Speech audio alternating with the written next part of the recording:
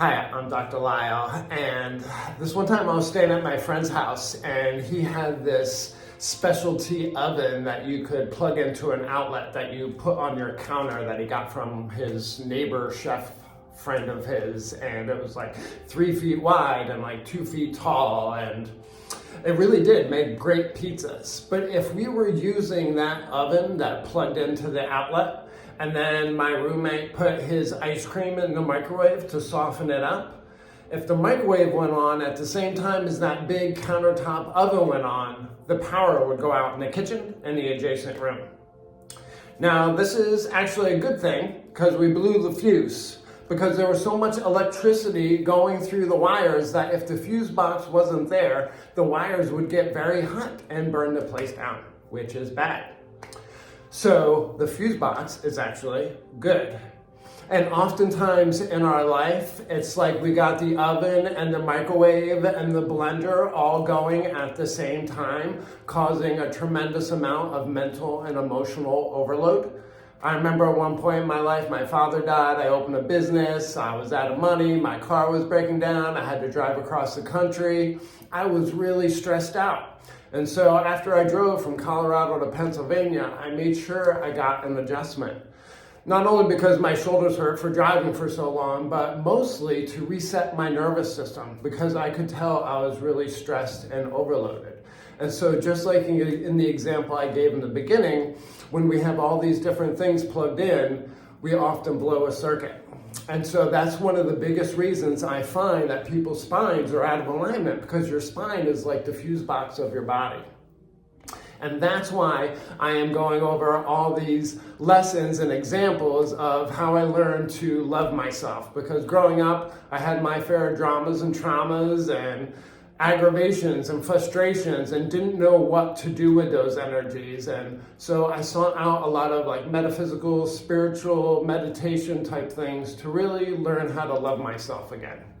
And I really feel like that is the core to our health, is having that healthy mental and emotional diet. Because without it, all that stress creates an electrical and hormonal cascade within our body that causes a whole host of problems like depleted immune system, mood changes, digestion problems, all those kinds of things. So that's why I'm sharing all of these chapters from my book, God on a Leash, about all the amazing ways my dog helped teach me how to love myself and how I went about doing that. So thank you so much for being here. I encourage you to use this as a time to practice some open-eyed meditation, where you just sit in the room where you're in and maybe not even watch this video, maybe just listen as I read this next chapter, so that you can practice spending time with yourself. Because just like all the loved ones in our family, they want our time and attention, and so often we don't give ourselves that time and attention. So just take a few deep breaths. And bring your attention to yourself. I really don't want your attention on me. I want your attention on yourself. Just maybe pay attention to your breath and just relax. This next chapter is called L.Y.L.E, capital L.Y.L.E. I've always liked my name, L.Y.L.E. If you look it up in the name book, its meaning is to the island. This always seemed fitting for me, since I've always often felt alone by myself, not fitting in a sea of people, yet not belonging, different somehow, an island unto myself. My parents chose the name because it was something different and unique that they had seen in a baby name book. A number of years ago, I met someone who wrote acronyms for a living. I didn't know this when we were first talking, but as we were talking, he just blurted out, "Liberate your life energy, liberate your life essence," and rattled off a few other similar acronyms for L.Y.L.E in the middle of our conversation. In the moment, it was so out of the blue and unexpected, it felt like life was talking directly to me. From then on, I adopted Liberate Your Life Essence as my personal life mantra, an intention not only for myself, but also for my clients. The focus is on liberation rather than symptoms and problems.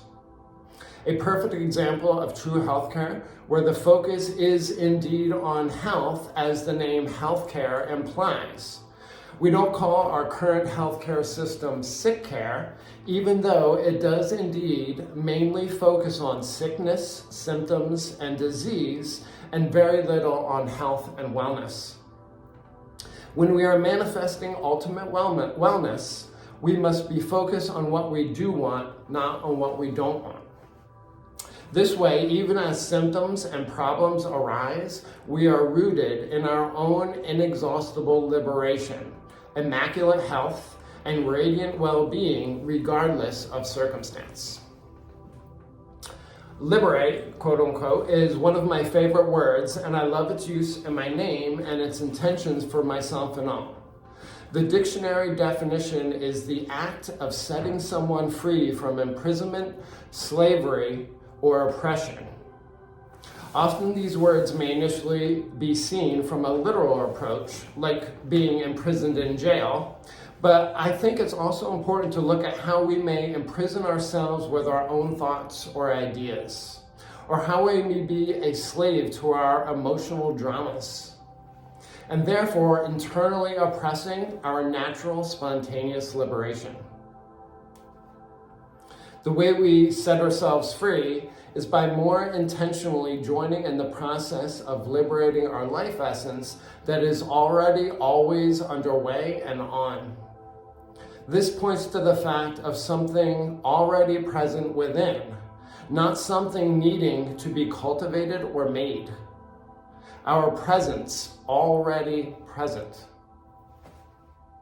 This is where true healthcare lives, our always-on presence of life essence liberation.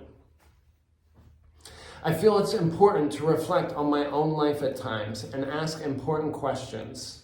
Where in my life have I been, or am I a slave to a behavior, person, or substance?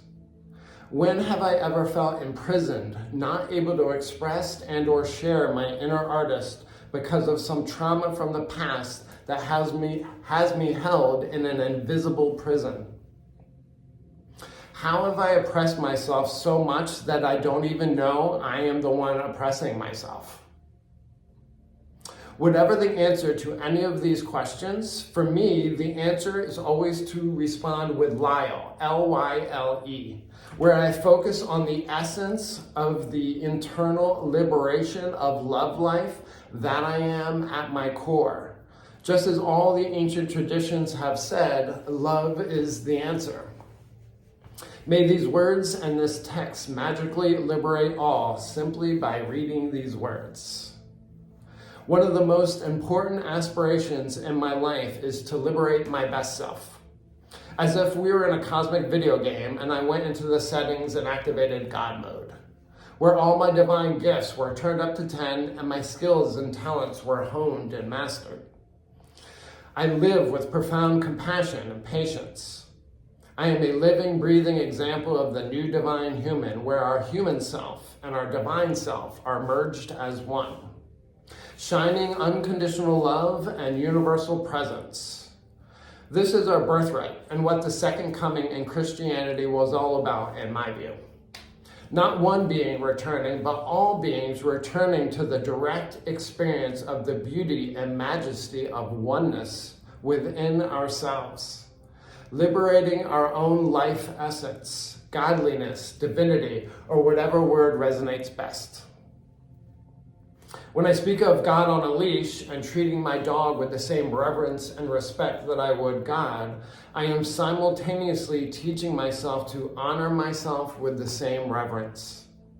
Throughout my early life, my internal chatter and self-talk wasn't so kind or encouraging. Often it was incredibly disrespectful, demeaning, and judgmental. Very often, this internal negative self-talk are the ways our parents talked to us when we were bad, quote unquote, or not behaving as expected. I know this is one of the reasons I get so frustrated with my mother's judgments, because it's a reflection of how I talk to myself when I'm alone. This is one of the reasons for this book and using the acronym L.Y.L.E as a reminder, because it helped me reprogram the relationship with myself in such a way that the negative self-talk simply fell away without any effort. Here is another great lesson from my dear friend Scoobs. He reminds me of how important it is to be my own best friend, to treat myself with the utmost respect, reverence, love, above all others in the whole entire world. It is my intention to be my own best friend and to love myself more than any other person in this world. May I support, honor, and encourage myself as my own greatest champion. As I treat myself in the greatest of ways, may I liberate my coping mechanism pattern of needing to please others in order to get their approval, and a dysfunctional attempt to get love, value, and worthiness. May my dedication to loving myself bring about the greatest of love, value, and worthiness within myself. May I liberate any outdated patterns of needing to go outside myself for love. May I liberate the judgments of others by demonstrating to myself how abiding in liberation I already am, and therefore in no way in need of others' approval. May I continue to bask in the glory of the ongoing liberation of my own God presence, higher self, Christ self, divine self, blessed self, best self, living eternally and inexhaustibly content with the content of my life. May I soothe myself like no other can, bringing about the greatest liberation in which all types of imprisonment, slavery, and oppression, whether internalized or externalized, are completely outshone, resulting in pure life satisfaction and flourishing. May this be my creed, my promise, my mantra to life, and my promise to myself.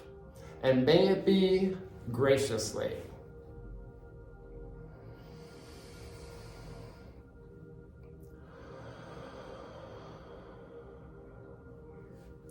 Thank you for listening today. I'll see you tomorrow for the next chapter. Bye-bye.